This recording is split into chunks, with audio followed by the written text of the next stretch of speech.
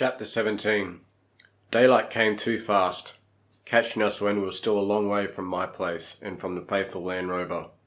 We made an emergency decision to swing off the main road and into the nearest property, the Mackenzies. It was only the second time I'd been here since a jet had destroyed the house, in our full view. We'd watched from the shearers' quarters as the house had exploded so many weeks ago. Seeing it again in the cold, grey, miserable light of dawn made me feel better about blowing up half the Turner Street. I felt sorry for the owners of those houses, but I knew we'd probably done the enemy more damage there than in all our previous operations put together. And it was at least a little repayment for the way these people had smashed the lives of the Mackenzies, bombing their house and shooting their daughter, Corrie, their daughter, my friend. The others went straight on up to the shearing shed, but I wandered through the ruins of the house for a few minutes. Already some little weeds had taken root and were starting to spread. Angrily I pulled them out. Maybe I was wrong. They were life in their own way. There was little else of it around. Nothing amongst the ruins was undamaged. Every piece of crockery was smashed, every saucepan warped and bent, every piece of timber splintered and scarred. I looked in vain for something that was unmarked. At least my teddy bear Alvin, a little scrap of love, had survived the Harvey's Heroes massacre. I did find one thing though, as I turned towards my bike and started walking away from the house. Poking out from under a brick was something that gleamed silver. I pulled it out. It was a letter opener, long and thin and sharp, with a crossbar as the handle. I pocketed it. Maybe one day I'll be able to use it. I thought of it as a weapon. It never occurred to me that one day I might use it to open letters. But I did hope that maybe one day I'll be able to return it to its owners. "Ellie!" a voice screamed. Startled, I looked up. Robin was waving at me from the shearing shed. "Plane!" she screamed. I realised then that there was a low buzzing noise in the background that I hadn't consciously noticed. Maybe I'd been too tired, but exhaustion was pumped out of my system by adrenaline as I ran for my bike, stumbling over bricks, feeling the ache in my knee, becoming a sharp pain again. I ignored the pain, fumbled to pick up the bike, wondered if I'd lead the planes to the shed by riding towards it, but realised at the same time that there was no other cover, so I pedalled like mad straight at it. As soon as I was in its shadows, the others grabbed me and hauled me into the building. I lay on the floor, sobbing for breath. The noise of the plane swept straight over our heads and kept going. I lay there, my face in the dust, wondering if it had seen me, if it was going to return. I thought of it as an evil creature with its own eyes and its own mind. I couldn't visualize the humans were sitting at its controls, directing it. The roar of the plane faded again, and I let Robin help me to my feet. That was the start of a terrible day. We were proud of what we'd done, but before long we were scared too. We began to realize that whatever and whoever we'd blown up must have been bigger, more important than we'd ever dreamed, ever thought. Planes and helicopters prowled the sky continuously. Their endless buzzing, like angry chainsaws, seemed to seep inside my brain, till I didn't know if they were in my head or in the sky. After a couple of hours, we were so nervous that we left the shearing shed, hid the bikes, and went up through the trees into the hills. Not until we were holed up in thick bush did we feel safer. We had no food except for a packet of dry biscuits that home had bought, but we preferred to starve than to go into the shooting gallery of the open country. As we sat there, we at least had a chance to tell our stories. It was exciting to compare notes, and it helped take our minds off the endless snarling of the aircraft. I told them my experiences first. Then Robin described hers. She'd taken the house next to me, which we'd thought was a less important office building, but she hadn't been able to get in. The door was locked, she explained, so as soon as the sentry marched off at 4 o'clock, I broke a window. I tried to do it gently, but it was quite a way above my head, and the whole pane fell out and smashed into something inside the house. The noise. It was unbelievable. I was starting to panic, but I thought I still had time, so I tried climbing up to it. There was a drain pipe running down the wall that forked in the opposite directions, so I got up on that. I started stretching to the window to grab the sill, and the pipe broke under me. That made even more noise than the window. I'm sorry, but I chickened out then. I got the shakes and convinced myself that I didn't have time to get in. Looking back, I think I probably could have done it, but all the noise had freaked me out. Then I realised a broken pipe was leaking water all over the ground. It just seemed like everything was against me. I propped the pipe up and set off for the place next door to see if I could help Ellie, but I ended up getting caught between two sentries coming back, so it took me ages just to get away to the lane. So I didn't do anything, I'm afraid. You guys can have all the credit. Lee had also met a locked door. Maybe they'd locked the buildings they'd used as offices, but not the ones they used as residences. But Lee had one advantage. Fee knew Dr. Burgess's house almost as well as she knew her own, so she'd been able to give him a good detailed plan. When he found the back door locked, he ran straight to the coal chute, opened it, slid down into the cellar, and from there into the house. Dr. Burgess was always talking about putting a lock on that, said Fee, looking smug. He was hopeless about security. Dad always said that's why he'd never get burgled. Lee had found a gas stove and 3 gas heaters, so with those on full blast, he would have caused quite a bang. I asked him if he'd had any problems getting away, and he just shrugged, looked up to the trees and said, "No." I didn't know what that meant. Why couldn't he look at me? I had a horrible feeling that there might be blood on his hands, more blood on his hands, on those long, graceful musician's fingers. Homer had got into his house easily, but had found no gas appliances at all. When he left, he decided to wait a few blocks away to see if anything happened. "You love doing that," Fee said. "You did it when we blew up the bridge." "He's a mad bomber," I said. "This was even better than the bridge," Homer said. "It was massive. There was one explosion, then another one, a huge one. Maybe they had explosives stored there. You should have felt the shockwave. It was like this gale suddenly hit me. Whoa! And the noise. I can't believe it. There was a lot of secondary explosions too. We did something great this morning. We took on something incredibly hard and brought it off. We're heroes." I thought how strange it was that to destroy something and to kill people was a great achievement, and I thought how much easier it was to destroy than to build. "How do you go, Fee?" Lee asked. "Oh, I just burrowed away through the garden like a little rabbit," Fee said. "I took forever getting to the house, and when I was finally about a metre away from the back wall, I realised the sentry was asleep, so I could have walked in whistling and she wouldn't have woken up. I was a bit worried because it was 10 to 4 and I thought she'd missed a change of shift, but she had one of those watches with an alarm, so just when I thought I'd have to go over and wake her up, the alarm went off. The whistle was only a few minutes later. She staggered to her feet and marched away. I think she'd been drinking because she had a bottle that she put in her pocket as she went. As soon as she'd gone round the corner, I shot into the house. I did the gas stove in the kitchen and a heater in the breakfast room, but I was too scared to do any more. And I didn't check the timer, just plugged it in and hoped it was all right and left it there. So did I confessed. It turned out that Lee was the only one who had checked his timer. They would have been all right, Homer said. We set them pretty carefully back at Mrs. Lim's house, and everything ran according to the timetable. The houses did all explode so close together, so maybe one set the others off, or maybe there was an ammo store, like I said. In the middle of the afternoon, a ground patrol came through Mackenzie's property. They were in 2 4-wheel drives, a Toyota and a Jackaroo. I recognised the Jackaroo. It belonged to Mr. Cassar, my drama teacher at school. He'd been proud of that car. Although we felt safe enough for the moment in the thick bush, our great fear was that they'd find some clue to show we'd been there, and then they'd call in backup forces. We watched intently as they searched the area. The funny thing was that they were so nervous. They kept their rifles in their hands. They stuck close together in little groups, and they kept looking anxiously around them. It's only us, I wanted to call out. We're only kids. Don't get too carried away. But of course, they didn't know that. For all they knew, we were professional soldiers, highly trained killers. For all they knew, we were. Maybe this is what we'd become. One thing was for sure, if they ever caught us and could identify us as the ones who'd done all this stuff, we were gone. We were dead. I don't mean that just as a saying. I mean that it would be the end of our being alive, of our breathing, of our seeing and thinking. We'd be dead.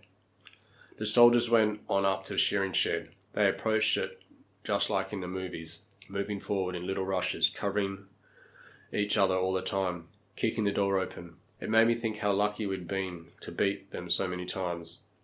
We did seem so amateurish compared to them. I don't know though. That could have been an advantage. Perhaps we had more imagination, more flexibility of thinking than them, and they were just employees carrying out someone else's orders. We were our own bosses, able to do what we liked. That probably helped a bit. It reminded me of a daydream I'd often had when I was younger. It was the world without adults daydream. In my dream, I never quite figured out where the adults went, but we kids were free to roam, to help ourselves to anything we wanted. We'd pick up a Merc from a showroom when we needed wheels, and when we ran out of petrol, we'd get another one. We'd change cars the way I changed socks. We'd sleep in different mansions every night, going to new houses instead of putting new sheets on the beds. It'd be like the Mad Hatter's tea party, where they kept moving along the table to the next place, rather than doing the washing up. Life would be one long party. Yes, that would have been the dream. Now I would have been hysterically happy to hand over the reins of the world to adults again.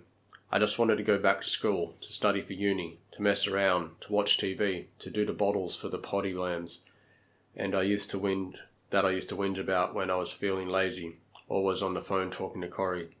I didn't want all this worry, all this responsibility. Most of all, I didn't want this fear.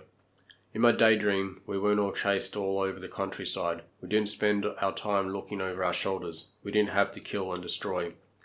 The soldiers finished in the shearers' quarters and ambled back to their vehicles, looking more relaxed. I assumed they hadn't found any giveaway clues, but maybe that was just their trickery. Maybe they knew now that we were nearby and they were just acting casual to put us off guard. I don't know whether the others thought that too. We didn't discuss it. We were just sat there all afternoon staring through the trees out across the paddocks. No one spoke, no one slept either. We were all tired in a bone-aching, sore-eyed way that made me feel 100 years old. At last the light started to fade. The rabbits came popping out of their burrows, looking around nervously, hopping a few steps, nibbling their first mouthfuls for the evening. I was shocked again at how many of them there were. It made me worry about the land, that no one was looking after it properly. I hoped the colonists had a few clues about how to do it. Better to have them look after it than to have no one. As the rabbits spread out, we began to talk. There was a little stirring of relief that we looked like surviving the day, that we should be okay for another night. We talked quietly, without emotion. I think we'd run out of feelings for the time being. We talked about what we should do next, how to keep ourselves safe, how to act for the best. We were all very calm. We agreed that before we returned to hell, we should pick up more supplies. The more the better, as this could be our last chance for a while. We could try to replace things we'd lost when Harvey's heroes were blown apart, and we could try for more food and clothes. As long as the heat from our Turner Street attack was on, we wouldn't be able to come out of hell.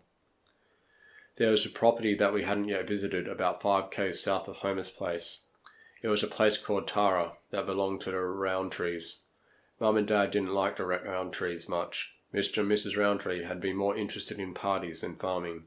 According to Mum and Dad, they'd separated a year ago and were in the middle of a divorce. It was a big property, 3 times the size of ours, but I don't think the colonists would be there yet. It was too far from town and in some hilly country that would be hard to defend. So at 10 o'clock we cranked up the bikes and cranked up our legs and rode over to my place. We picked up the Land Rover there. We still had the Ford carefully hidden up the top. We still had a Ford hidden carefully up on Taylor's stitch, which we used occasionally to keep it ticking over, but I preferred the Landy because I had been driving it for so many years. It was like an old friend. As usual, it coughed into life. It always sounded tired, but it always started. We chugged over to Tara, going slowly, because I didn't know the road. There was a manager's house which we thought we'd check later, if there was time, and the main house, about 1 k away at the end of the drive. It was closer if you took a shortcut across the paddocks, but again, because it was dark and wet, I didn't do that. Instead, we crept up the drive between 2 rows of huge old pine trees until we were halfway along it. Then Lee and Robin walked on up to the house to make sure there were no intruders. When they signalled us with a wave of torches, we drove up and parked at the front door. It was quite fun, in a strange sort of way, to stick your beak around other people's houses. I liked seeing how each lived, what they owned, how they arranged each room. Sophie and I had a good poke around. It was a nice place. They had beautiful furniture, all big old dark antiques. Must have been worth a fortune. The soldiers would be here one day with their removal trucks, no doubt about that. Of course they'd been here already though. They'd been everywhere, except hell. Drawers were open in all the bedrooms and things chucked around. In the sitting room, the glass cabinets had been emptied and one of them was broken. There was glass all over the floor. Someone had gone through the grog cabinet, leaving it bare. The music system had been looted too, because the speakers were still there and you could see where the player had been. They hadn't bothered with our old record player back at my place. Ours must have been worth all of $20. The Roundtree's one would have been something special. Food was our main interest. We were rapt to find half a dozen big salamis in the pantry. We were always hanging out for a change of diet. There were 2 cases of Pepsi, loads of chocolate and some chips that were getting a bit stale. The Roundtrees seemed to live pretty well. Not many cans except for soup, plus 3 of salmon, which I don't eat. But there were plenty of odds and ends, like 2-minute noodles, packets of smoked oysters, enough to fill a couple of overnight bags. We searched the other rooms quickly, grabbed a few pieces of clothing and some sleeping bags, and Fee and I filled our pockets with expensive toiletries. My old daydream had almost come alive for a moment. Lee came back from the study with a pile of big fantasy novels, and it was time to go. I jumped in the driver's seat. Fee was sitting beside me. Homer and Lee were in the back seat. Robin was stretched out in the back, having made a bed for herself with blankets and clothing we'd taken from Tara. I had a feeling everyone would be asleep before I reached the bottom of the highway. "All aboard for hell," I said. "Please fasten your seatbelts and extinguish all cigarettes. We'll be cruising at an altitude of 1 metre above the road level and at speeds of up to 40 km per hour. Weather conditions for hell are expected to be wet and cool." "Except in Lee's tent, where it'll be hot and steamy," Homer called out. "He hopes," added Fee. I ignored this childish behaviour and put the car in first. Away we went. As we neared the bottom of the drive, Homer called out again. "There's something funny over there," he said. "Funny peculiar or funny ha-ha?" "Funny peculiar." I slowed down a bit and tried to peer across the paddock in the direction he was pointing. It was too difficult to do that and drive at the same time, so I asked him, "Do you want to stop?" "No, doesn't matter."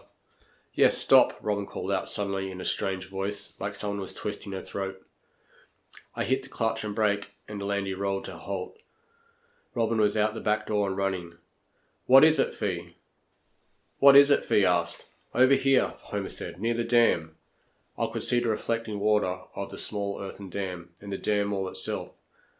But that was all. Perhaps, though, I could see an odd dark shape to the left of the dam and slightly below it. Then I heard a strange sound, a weird, unearthly sound that brought all my skin out in bubbles in an instant of rash of fear. My scalp burned. I felt like small insects were crawling through my hair. "Oh, sweet Jesus," said Fee. "What's that?" "It's Robin," said Lee. The sound was not a screaming or a crying, more a wailing, the sort of keening that you hear in documentaries about other countries sometimes. I jumped down from the Landy and ran round the back of the vehicle towards the dam. When I was about 50 metres away, I began to recognise that there were words to the noise she was making. "Too much," she kept saying. "Too much. It's too much." It was almost like she was singing it. It was the most horrifying sound I've ever heard, I think. When I reached her, I intended to grab her, to hold her, to calm her and comfort her. I could hear the others coming a bit behind me, but I was the first one there. But when I did reach her and my eyes saw what she had seen, I forgot about holding her and instead stood wondering if anyone would hold me or if I'd just have to comfort myself. Before the war, I'd seen a lot of death. You get used to it. You get used to dead bodies working on a farm. You never like it. Sometimes it makes you sick. Sometimes you rage against it. Sometimes you mourn for days afterwards. But you get used to the ewes killed by foxes as they're giving birth. The lambs with their eyes picked out by the crows. The dead cows who are bloated with gas till they look like they might float away. You see mixoed rabbits, roos caught in a fence wire, tortoises that you run over with the tractor when you're down at the creek filling the furphy. You see ugly death, dry death, quiet death, death full of pain and spit and blood and intestines torn out with flies laying maggots in them. I remember one of our dogs that took a poison bait and became so frenzied with pain that he ran at full speed into the side of a parked truck and broke his neck. I remember another dog that was blind and deaf. We found his body in the dam one hot day. We think he went in to cool off and couldn't find his way out when he'd finished his swim. Chris's body was different. It should have been like the others, like the corpses of animals. He'd been there a few weeks, like they often were before anyone noticed them. Like them, he had been attacked by predators, foxes, feral cats, crows, who knows. Like them on Earth. Like them, the earth around him told the story of his death. He lay 10 metres from the overturned ute, and the rain had not been able to rub out the marks that his hands had made as he gouged at soil. You could see where he'd been thrown, how far he'd crawled, and you could tell he'd lain there a day or more, waiting to die. His face still stared at the sky. His empty eye sockets gazed up as if searching for the stars he could no longer see. His mouth was locked open in an animal snarl, and his back was arched in agony. I wonder if he'd tried to write anything on the ground beside him, but if he had, it was no longer readable. That would be so like Chris, sending messages that nobody else understood. It was hard to think, though, that from this body and inside this head had once come wonderful messages. This stinking, ugly body had once written, "Stars love, clear sky, they shine." Beside me, Robin had stopped wailing and was now on her knees, sobbing quietly. The others were still behind me. I don't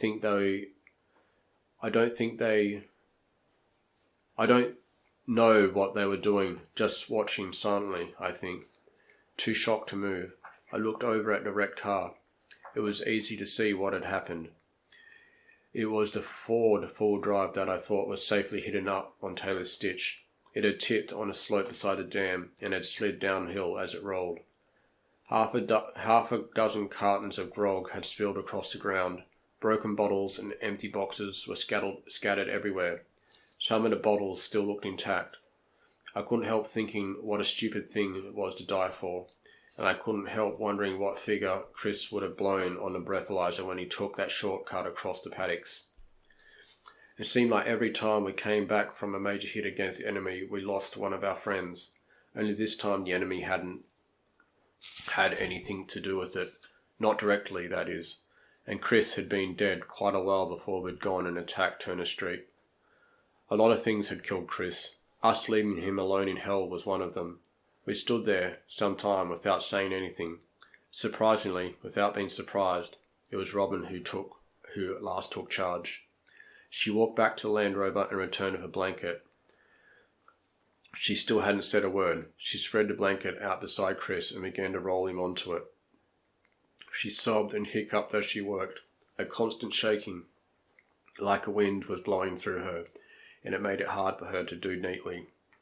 But she wrapped him up quite firmly, not gently or nervously like I would have done, but her actions, so deliberate, caused us to start to move.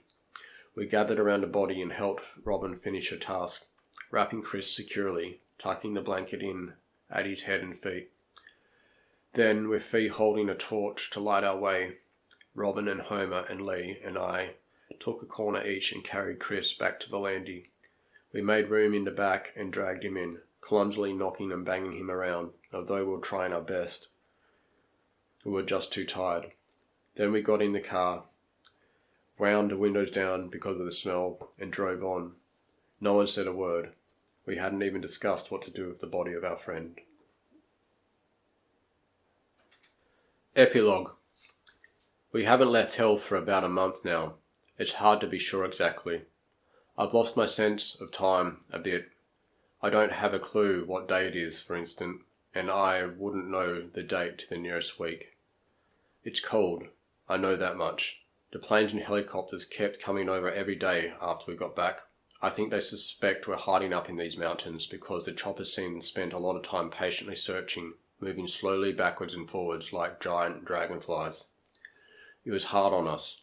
We had to be very sure that everything was concealed from the air, and we had to keep under cover all day. It's been okay the last week or so though. I can't remember exactly when the last one came over.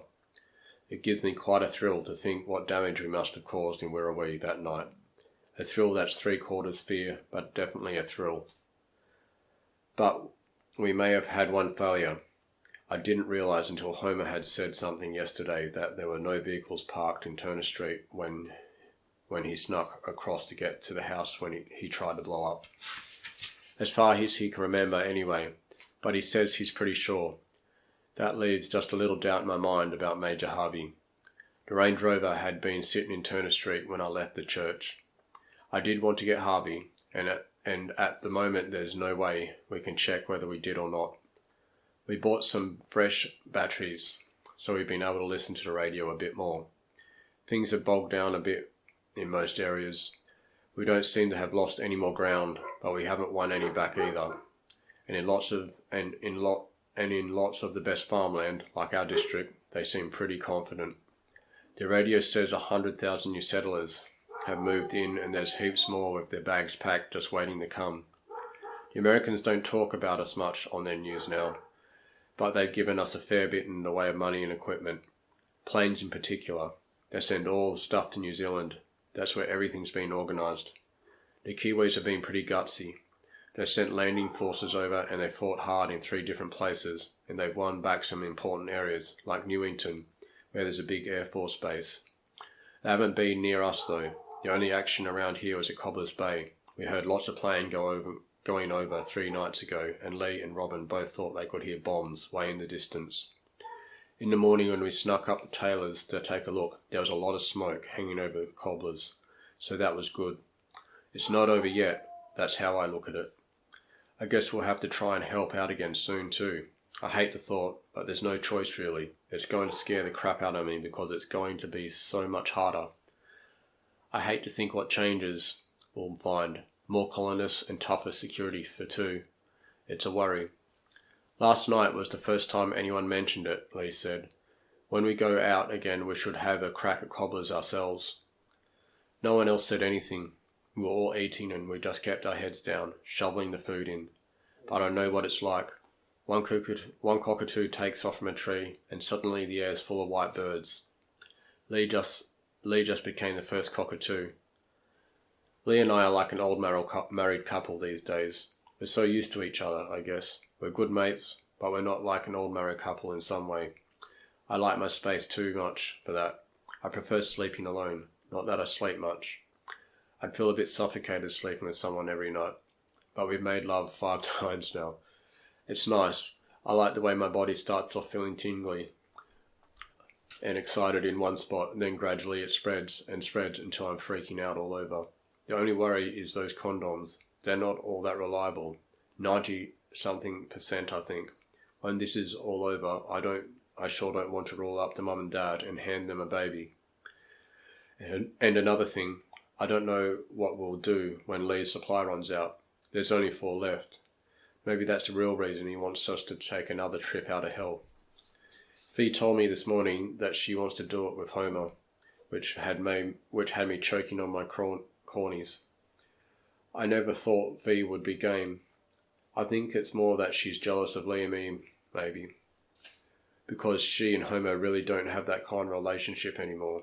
But there's a wide chance of partners down here, and she's not having Lee. But there's not a wide choice of partners down here, and she's not having Lee. The only other thing I have to write to bring this up to date is about Chris, and what I put won't be very logical. I'm so mixed up in my feelings about it all. We brought him down here and buried him in a nice spot, a hollow between some big rocks, about halfway between our tents and the spot where the creek runs into the bush. There was a soft piece of green grass there, almost like turf. Of course, when we started digging, we found that softness didn't go far down. It was just a surface softness. Inside it was all hard and rocky. In the end, it took us 3 days to dig the deep hole that we wanted. We weren't too organised about it. Whenever we felt in the mood, we'd wander over and do a bit more.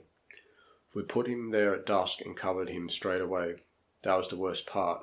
That was just awful. I still get weepy when I think about it. When it was filled in, we stood around for a moment or two, but no one else seemed to know what to say. So after a while we drifted away to our own private spots to sit in our own and think. We weren't able to do for our friend what we'd been able to do for the soldier we'd thrown in the gully in the Holloway Valley. There's always a flower or two on the grave though. Every time anyone goes for a walk, they bring one back and stick it there. The problem then is to keep our last lamb from eating it. It makes me wonder if the hermit's body is here somewhere in hell too. It'd be funny if they were both here, because I think they were probably alike in some ways. Anyway, that's not the illogical part. The illogical part is the way I feel about it, about Chris. I miss him, and I feel terrible that he died like that, and that it seems so unfair and such a waste. But I feel other things too, guilt especially. Guilt that we left him on his own, that we didn't try harder. When he was in one of his moods, we usually gave up and didn't make an effort to humour him out of it. I think we should have done more, and I feel angry at him, angry that he was so weak and didn't try harder, angry that he was such a genius but didn't do enough with it. Sometimes you just have to be brave, you have to be strong. Sometimes you just can't give in to weak thoughts. You have to beat those devils that get inside your head and try and make you panic. You struggle along, putting one foot a little bit ahead of the other, hoping that when you go backwards, it won't be too far backwards, so that when you start going forwards again, you won't have too much to catch up. That's what I've learned. There's a rustle in the grass to the left of my tent. Some little night creature probably hoping to raid our food. Same as us, I think, searching around the countryside, trying to avoid the predators, just finding enough to keep ourselves going. I can hear Homer snoring, Fee calling out in her sleep, Lee wriggling into a new position, Robin breathing steadily. I love these 4 people, and that's why I feel bad about Chris. I didn't love him enough. They will carry me to the field, through the wreaths of mist, moist on my face, and the lamb will pause, for a thoughtful stare. The soldiers, they will come. They will lay me in the dark cold earth, and push the clods upon my face.